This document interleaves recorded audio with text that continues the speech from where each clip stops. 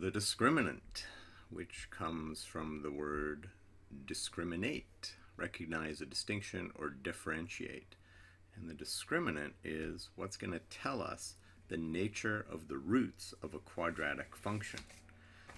Now, if we think about it, let's look at the quadratic formula. X is equal to negative b plus or minus the square root b squared minus 4ac all over 2a.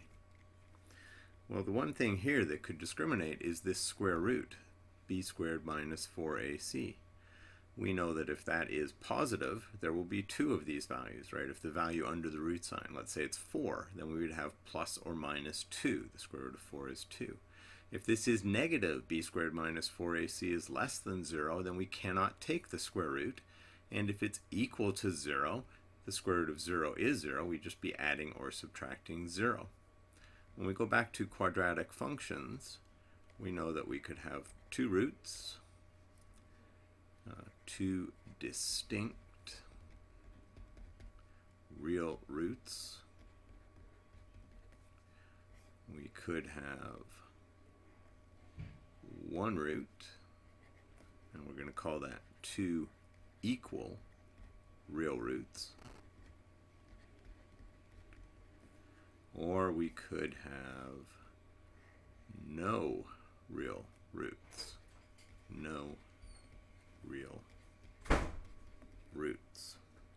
So, what are the conditions? Well, if b squared minus 4ac, that value underneath the radical sign, if that's greater than 0, then we have a radical. We can take a square root, which will give us a value, which we can then add to negative b, divide by 2a to get one root, and subtract from negative b, and then divide by 2a to get the second root. If b squared minus 4ac is equal to 0, then there's no value to add or subtract, and we end up with one root, which we call two equal real roots. This is the graph, and it's just negative b divided by 2a. And lastly, if b squared minus 4ac is less than 0, then there are no real roots, right? Because we would be trying to take the square root of a negative, and that's not allowed in the real numbers. Okay, so let's do a couple of examples of the discriminant. So let's take a quadratic.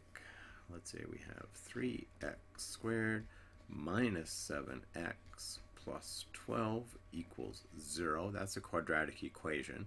And I'm asking you for the nature of the roots, not to solve it, but just asking how many roots are there. So you need to evaluate b squared minus 4ac, the discriminant, which is negative 7. Put it in brackets. It's a negative. You're going to be squaring it. Minus 4 times 3 times 12, positive 49, minus 144, which is negative 95, and so we have no real roots. Okay, so those types of problems are fairly straightforward. You're either going to get a value of the discriminant equal to 0, less than 0, greater than 0, and then state that accordingly. Let's do another type of problem. Okay, given a quadratic 5x squared minus 7x plus k, notice there's no number here, it's a value, equals 0. This is a quadratic equation. For what value or values of k does the quadratic equation have two distinct real roots? So we know that for this to be true, to have two distinct real roots, the value of the discriminant, b squared minus 4ac, must be greater than 0. Let's plug in our values here. We've got negative 7 quantity squared minus 4 times 5 times k has to be greater than 0. Now you notice we have an equation, we're actually an inequality. We're going to solve this inequality. 49 minus 20k is greater than 0. Let's move the 49 over. Negative 20k is greater than negative 49. Divide both sides by negative 20. When we do that, remember we have to flip the inequality sign. So k will be less than 49 over 20. So k is less than 49 over 20, we're going to have two distinct real roots. If k were equal to 49 over 20, we would have two real equal roots. And if k were greater than 49 over 20, we would have no real roots, right? All based on the value of the discriminant. If it's greater than 0, we have two distinct real roots equal to 0. We have two real equal roots. And if the discriminant is less than 0, if that were a less than sign, this sign of course would have flipped, then we have no real equal roots. Okay, one more to round things out, and then you can work on the problems, keeping in mind that there are some problems at the bottom of the timeline as well. Okay, let's put the variable in the middle here this time. We've got 2x squared plus kx plus 3 is equal to 0. Determine the value or values of k for which the quadratic equation has two real equal roots. So let's start off. We say, well, we know then that the discriminant must be equal to 0. In this case, our b value is k. So k squared minus 4 times a is 2, c is 3. That needs to be equal to 0. K squared minus 4 times 2 times 3, 24, is equal to 0. K squared equals 24.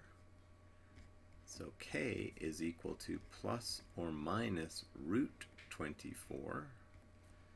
And that simplifies, right? And if you need to, you may have to watch some videos on simplifying radicals.